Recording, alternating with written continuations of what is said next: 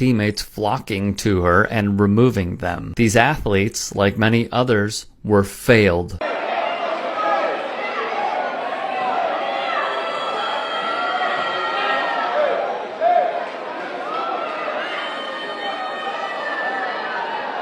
In the state of New Jersey, recall wrestler Andrew Johnson being instructed by a referee who previously uttered a racist slur, Alan Maloney, to have his hair cut to, you guessed it, be allowed to enter competition. The Little League World Series saw a black boy's hair have cotton placed on it in an attempt to mimic another competitor. In Portland, Oregon, Marissa Martino was forced to go to the bathroom with a pair of scissors and cut her hair if she wanted to play in a volleyball match. She said she was left in tears and missed the whole first set because of it. The coach said it was her decision.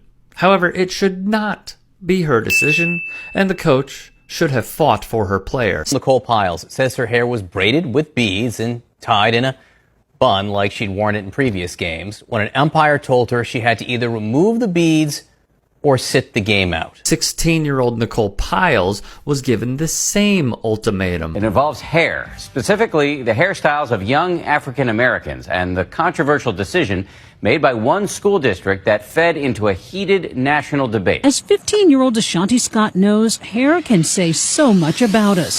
A cheerleader at Butler High in Louisville, Kentucky, she proudly wears hers in its natural, tightly curled state. So she was stunned this year when she saw her school's new dress code policy. It was the hair, and I noticed that as you kept reading, it just added more and more hairstyles that were natural and mostly worn by black people. Did it feel personal to you? It felt very personal to me because I've worn those hairstyles. ABC News wrote what offended the Scotts was the line in the new policy banning dreadlocks, twists, afros longer than 2 inches, and cornrows, which the policy misspelled as corn rolls.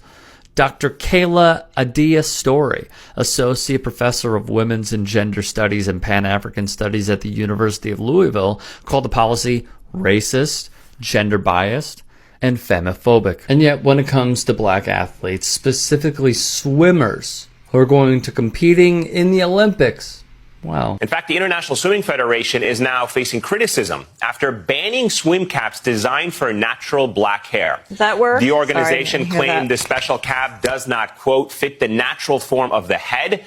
The British company Soul Cap responded in a statement that reads in part, quote, how do we achieve participation and representation in the world of competition swimmers if the governing body stops suitable swimwear being available to those who are underrepresented? The FINA, or the International Swimming Federation, continued to ban the specifically designed swim cap for black competitors as natural hair for the then upcoming Olympics. Soul Cap had partnered with Elise Deering, the first black swimmer to represent Great Britain at the Olympics. They said, well, you can't wear this at the Olympics. It doesn't conform to the head.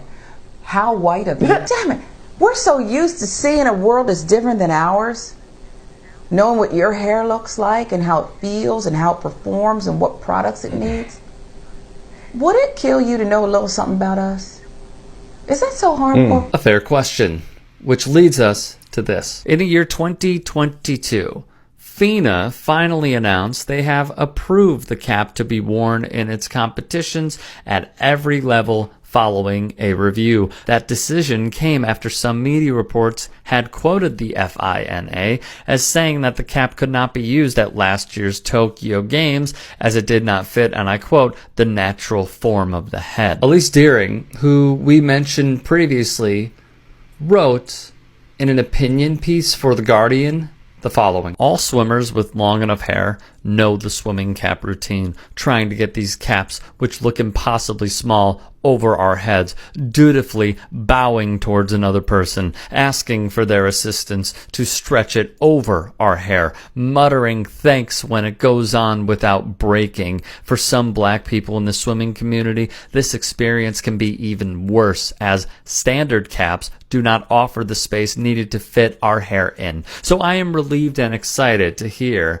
that the FINA has now overturned its original decision and approved the Soul Cap for use in elite competition. As a black woman and professional swimmer who loves both having her hair braided and wearing it in its natural afro form, I know just how seismic this change will be. We cannot allow younger generations to look at a sport and think for whatever reason, that's not for people like me. Sport is a beautiful and powerful thing, which can be such a positive force in individual lives and communities alike. It imparts life skills, global opportunities, and confidence, and offers something to pour heart and soul into. This is what swimming has been for me, which is why I am so passionate about breaking down these needless barriers to entry and participation.